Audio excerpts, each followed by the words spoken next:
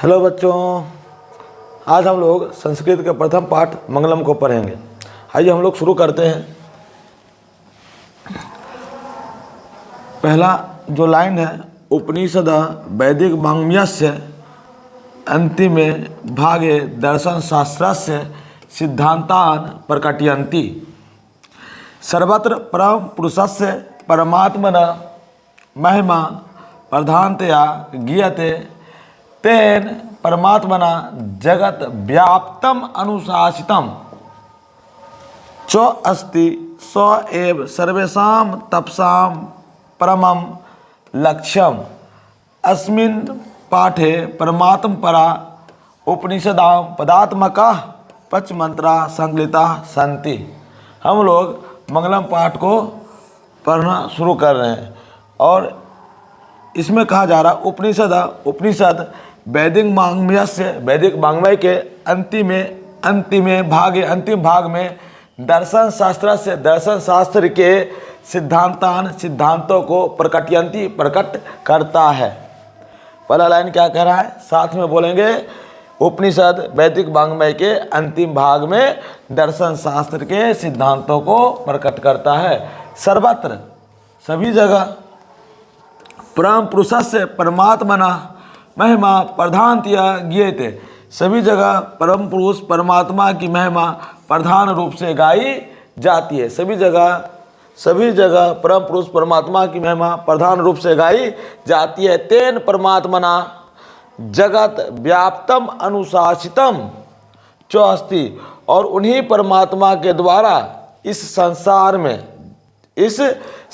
में अनुशासन व्याप्त है। स्व एव वे ही सर्वेषां तपसां परमं लक्ष्यम, और वे ही सभी तपस्या का परम लक्ष्य है। कौन?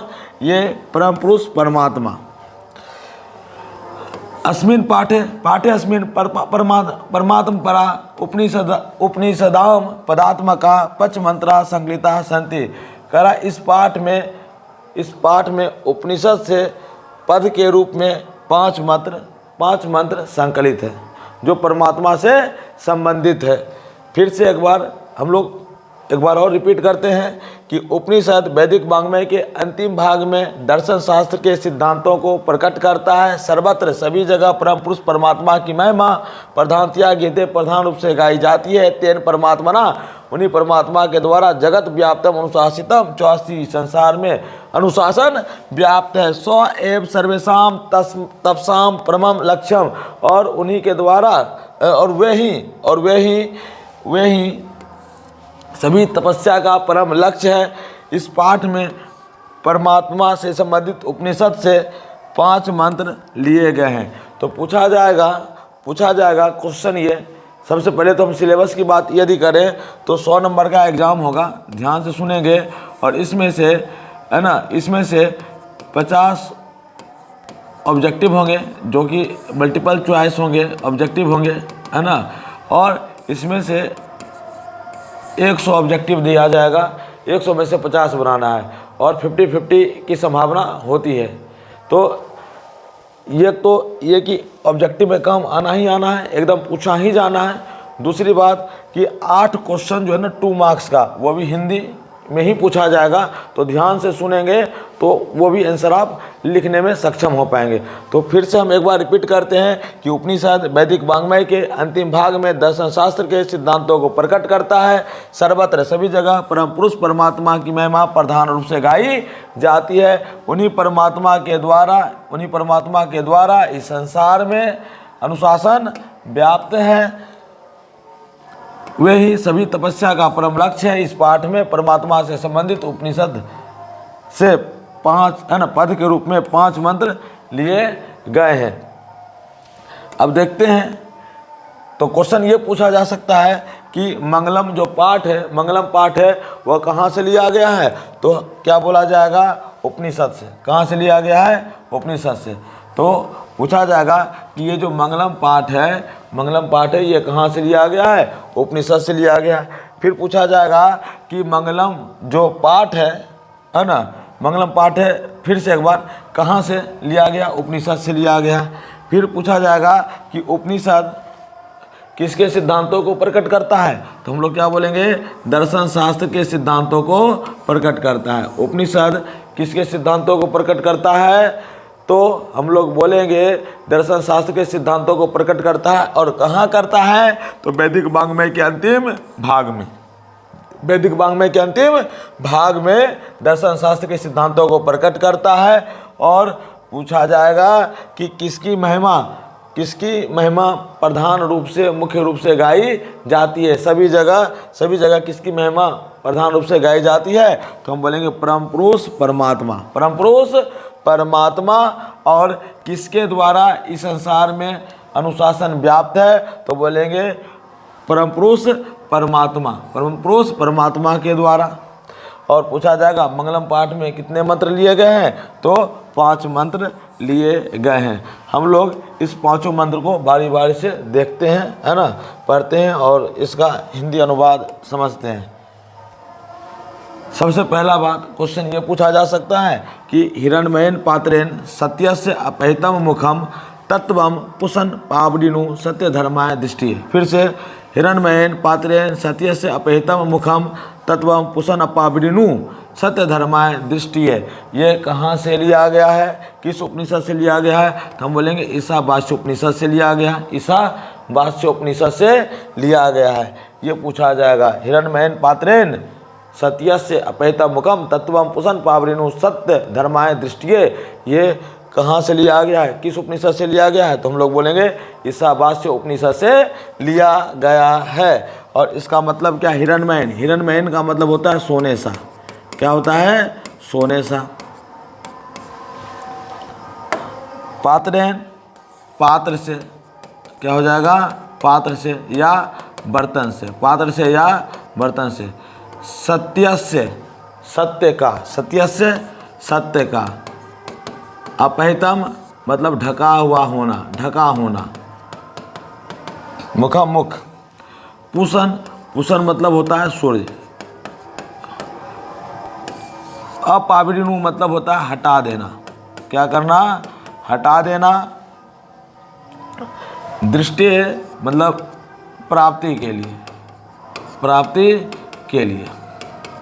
तो हम लोग इसका क्या अर्थ बताएंगे, पहले हिरण्मयेन पात्रेण सत्यस्य अपहृतं मुखम तत्वम पुसन अपावडिनु सत्य धर्माय दृष्टि है। कह रहा है क्या कि सत्य का मुख, सत्य का मुख, सत्य का मुख सोने के पात्र से ढका हुआ है, सत्य का मुख सोने के पात्र से ढका हुआ है। इसलिए क्योंकि इस पहले श्लोक में जो है ना, पहले मंत्र में, पहले श्लोक में सूर्य से प्रार्थना की जाती है और कहा जाता है, हे सूर्य, हे सूर्य, सत्य का मुख सोने के पात्र से ढका हुआ है, इसलिए मुझ धर्म सत्य और मुझ धर्मवान मतलब सत्य और धर्म की प्राप्ति के लिए, मुझे सत्य और धर्म की प्राप्ति के लिए इसे हटा दे। किसे हटा दे, सोने के पात्र को हटा दे, है ना। यहाँ पे इसका अर्थ लिखा हुआ है ना, इस श्लोक का अर्थ यहाँ पीछे लिखा हुआ है, हे पुसन, हे सूर्य, सत्यस्य मुखम, सत्यस्य मुखम, सत्य का मुख, हिरण्मयेन पात्रेण सोने के पात्र से अपहृतं वर्तते ढका हुआ है, तत् उसे सत्य धर्माय सत्य और धर्म की दृष्टि प्राप्ति के लिए, मह्यम मतलब मेरे लिए, है ना, अपावडिनु उसे हटा दें। हे सूर्य, सत्य का मुख सोने के पात्र से ढका हुआ है, उसे सत्य और धर्म की प्राप्ति के लिए हटा दे। क्वेश्चन यहाँ से ये बनता है कि सत्य का मुख किससे ढका हुआ है, सत्य का मुख किससे ढका हुआ है, तो हम लोग क्या बोलेंगे, सोने के पात्र से। सत्य का मुख किससे ढका हुआ है, सोने के पात्र से ढका हुआ है। फिर उलट करके यही क्वेश्चन पूछ सकता है कि सोने के पात्र से किसका मुख ढका हुआ है, तो हम लोग बोलेंगे सत्य का। किसका, सत्य का। और सत्य और धर्म की प्राप्ति के लिए किसे हटा देना चाहिए, सोने के पात्र को हटा देना चाहिए। दूसरा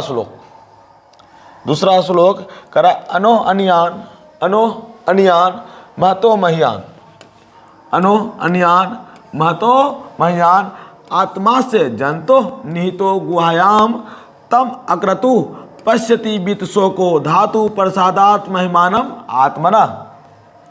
फिर से एक बार, अनु अन्यान महतो मह्यान आत्मा से जंतो निहितो गुहायाम तब अग्रतु पश्यति बीत शोको धातु प्रसादात महिमानम आत्मना। ये कहाँ से लिया गया है?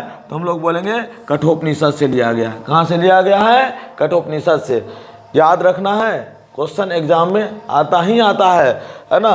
तो ये अनु अन्यान महतो मह्यान आत्मा से जंतो निहितो गुहायाम तब अक्रतु पश्यति वित्सो को धातु प्रसादात महिमानम आत्मना, कहाँ से लिया गया है? कठोपनिषद से। अब इसके अर्थ को समझते हैं। करा अनु अन्यान, अनु अन्यान मतलब होता है सूक्ष्म से भी सूक्ष्म, सूक्ष्म से भी सूक्ष्म से भी सूक्ष्म, सूक्ष्म से भी सूक्ष्म। महतो महयान का मतलब होता है महान से भी महान, महान से भी महान। आत्मा से जंतो निहितो गुहायाम, तो प्राणियों के हृदय रूपी गुफा में स्थित यह आत्मा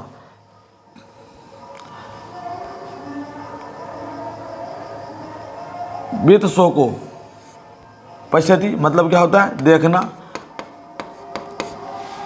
और विश्व को मतलब शोक रहित होने की बात की जा रही है। इसका अर्थ यहाँ लिखा हुआ है, हम इसी को समझने की क्या करते हैं? कोशिश करते हैं। करा जंतो गुहायाम, जंतो, जंतो मतलब प्राणी, जंतो मतलब प्राणी, प्राणी के जंतो गुहायाम निहित अयम यह आत्मा। करा है क्या? प्राणियों की गुफा में, हृदय रूपी गुफा में, प्राणियों के हृदय रूपी गुफा में निहित स्थित यह आत्मा अनु अन्यान सूक्ष्म से भी सूक्ष्म, महता महयान महान से भी महान, महान से भी महान है। अक्रतु धातु प्रसादात आत्मना तम महिमानम पश्यति वित्सो को च भवति। कह रहा है क्या? जो विद्वान पुरुष होता है धातु प्रसाद की कृपा से, ब्रह्म की कृपा से आत्मा की महिमा को देखता है और शोक रहित होता है। फिर से एक बार, प्राणियों की हृदय रूपी गुफा में स्थित यह आत्मा सूक्ष्म से भी सूक्ष्म और महान से भी महान है। विद्वान पुरुष धातु प्रसाद की कृपा से आत्मा की महिमा को देखता है और शोक रहित होता है। क्वेश्चन ये पूछ लिया जाएगा कि सूक्ष्म से भी सूक्ष्म क्या है? सूक्ष्म से भी सूक्ष्म क्या है? तो हम लोग क्या बोलेंगे? आत्मा। अनु अन्यान कह आत्मा, महतो महयान का आत्मा। महान से भी महान कौन है? विशाल से भी विशाल क्या है? तो क्या बोलेंगे? आत्मा। सूक्ष्म से भी सूक्ष्म आत्मा, विशाल से भी विशाल, महान से भी महान आत्मा है। तेरा आत्मा कहाँ स्थित होता है? तो प्राणियों की हृदय रूपी गुफा में। आत्मा कहाँ स्थित होता है? प्राणियों की हृदय रूपी गुफा में स्थित होता है। और कैसे कैसे पुरुष कौन आत्मा की महिमा को देखता है और शोक रहित होता है? तो हम लोग बोलेंगे विद्वान पुरुष। क्या बोलेंगे? विद्वान पुरुष। फिर से एक बार, है ना, कह रहा है क्या कि प्राणियों की हृदय रूपी गुफा में स्थित यह आत्मा सूक्ष्म से भी सूक्ष्म और महान से भी महान है। विद्वान पुरुष धातु प्रसाद की कृपा से आत्मा की महिमा को देखते हैं और शोक रहित होते हैं। हम आते हैं तीसरे श्लोक पे। तीसरा श्लोक कह रहा है ना, तुमसे ये पूछा जाएगा, याद रखने के लिए याद रखना है कि ये जीके का भी क्वेश्चन बनता है कि सत्यमेव जयते जो पद है ये कहाँ से लिया गया है? तो मुंडकोपनिषद से। कहाँ से लिया गया है? मुंडकोपनिषद से। ये बच्चा को पता होता है। और इस बेसिस पर हम ये भी याद रख सकते हैं, ये जो मंत्र है, ये जो श्लोक है, ये कहाँ से लिया गया है? मुंडकोपनिषद से लिया गया है। और कह क्या रहा है ये, है ना, कह ये रहा है, सत्यम एव जयते न अनृतम सत्येन पंथा वित्तो देवयाना ये अक्रम अंतरिक्षो याप्त कामा यत्र तत्र सत्यस्य परम निधानम। क्या कहा जा रहा है? सत्यम एव जयते, सत्य ही जीतता है, सत्य ही जीतता है। न अनृतम, झूठ नहीं, झूठ अनृतम मतलब होता है सत्य, झूठ मिथ्या, है ना, झूठ नहीं जीतता है। सत्येन पंथा बीत तो देवयाना, करा सत्य से देव मार्ग का विस्तार होता है, सत्य से देव मार्ग का विस्तार होता है। येन अक्रम अंतरिक्षो याप्त कामा, याप्त कामा का मतलब होता है आप्त कामा, आप्त कामा ऋषि का मतलब होता है मोक्ष के इच्छुक ऋषि, मोक्ष के इच्छुक ऋषि, मोक्ष के इच्छुक ऋषि।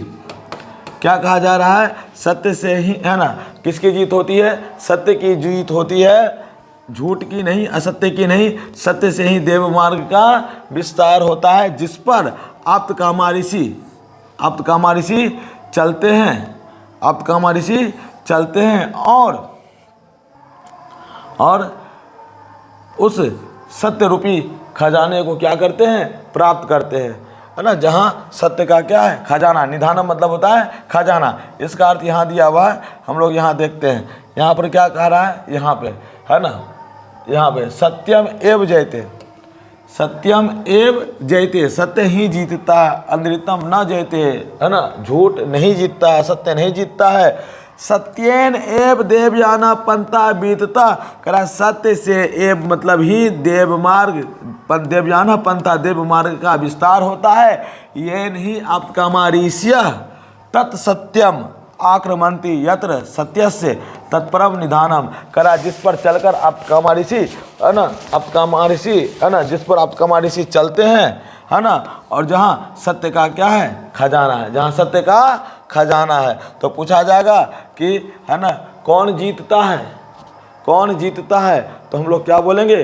कौन जीतता है? एक मिनट, है ना, कौन जीतता है? तो हम लोग बोलेंगे सत्य जीतता है। कौन नहीं जीतता है? किसकी जीत नहीं होती है? असत्य की जीत नहीं होती है। देव मार्ग का विस्तार किससे होता है? सत्य से। देव मार्ग का विस्तार किससे होता है? सत्य से। सत्य से ही देव मार्ग का विस्तार होता है। आप्तकामा ऋषि का क्या अर्थ होता है? मोक्ष के इच्छुक ऋषि, मोक्ष के इच्छुक ऋषि। आप्तकामा ऋषि किसको कहा जाता है? मोक्ष के इच्छुक ऋषि, इसी मोक्ष के इच्छुक ऋषि को। पूछा जाएगा कि सत्य, है ना, सत्यम एव जयते न नृतम डैश डैश डैश डैश करके, है ना, दे देगा और बोलेगा ये किस उपनिषद से लिया गया है? तो क्या बोलेंगे? मुंडकोपनिषद से लिया गया है, मुंडकोपनिषद से लिया गया है। मंत्र नंबर 4 पे हम लोग आते हैं। यहाँ पर कहा जा रहा है ना, ये भी लिया गया है मुंडकोपनिषद से। मंत्र नंबर 4 भी किससे लिया गया है?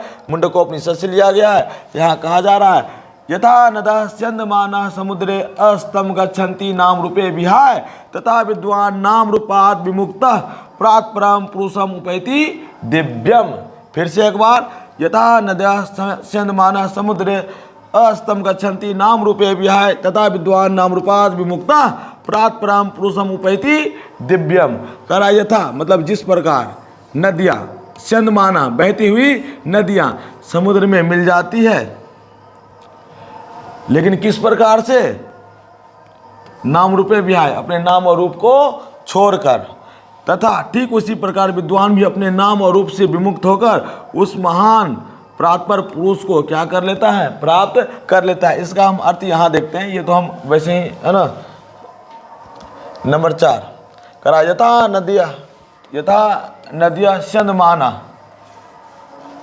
नाम रूपे विहाय समुद्र अस्तम गच्छन्ति, जिस प्रकार बहती हुई नदियाँ नाम रूप से विमुक्त होकर अपने नाम और रूप को छोड़कर समुद्र अस्तम गच्छन्ति, है ना, समुद्र में जाकर मिल जाती है, तथा ठीक उसी प्रकार एव ही विद्वान नाम रूपाद विमुक्ता, नाम और रूप से विमुक्त होकर सन तम दिव्यम प्रातपर पुरुषम उपैति, है ना, अपने नाम और रूप से विमुक्त होकर उस महान प्रातपर पुरुष को क्या कर लेता है? प्राप्त कर लेता है। तो बोला जाएगा कि, है ना, कौन अपने नाम और रूप को छोड़कर समुद्र में मिल जाती है? तो हम बोलेंगे नदियाँ। क्या बोलेंगे? नदियाँ। कौन अपने नाम और रूप से विमुक्त होकर उस महान प्रातपर पुरुष को प्राप्त कर लेता है? तो बोलेंगे विद्वान। क्या बोलेंगे? विद्वान। क्या बोलेंगे? विद्वान। अब आगे की बात करेंगे। आगे की लास्ट मंत्र है, यहाँ कहा जा रहा है वेद अहम इतम पुरुषम महांतम आदित्य वर्णम तम सह प्रस्तात् तम एव विदित्वाति मृत्युमेति नान्य पंथा वित्ते ऐनाय।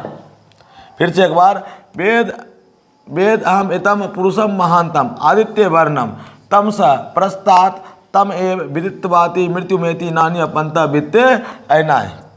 इसका अर्थ यहाँ हम लोग पढ़ते हैं। अच्छा, पूछा जाएगा कि ये जो मंत्र है ये कहाँ से लिया गया है? तो बोलेंगे, है ना, श्वेताश्वतर उपनिषद से लिया गया है। इसका अर्थ यहाँ है, कह रहा अहम तमसा, अहम मैं, तमसा अंधकार स्वरूप। तमसा मतलब क्या हो जाएगा? अंधकार स्वरूप। अंधकार स्वरूप का मतलब हो जाएगा अंधकार स्वरूप अर्थात अज्ञानी, स्वरूप अर्थात अज्ञानी।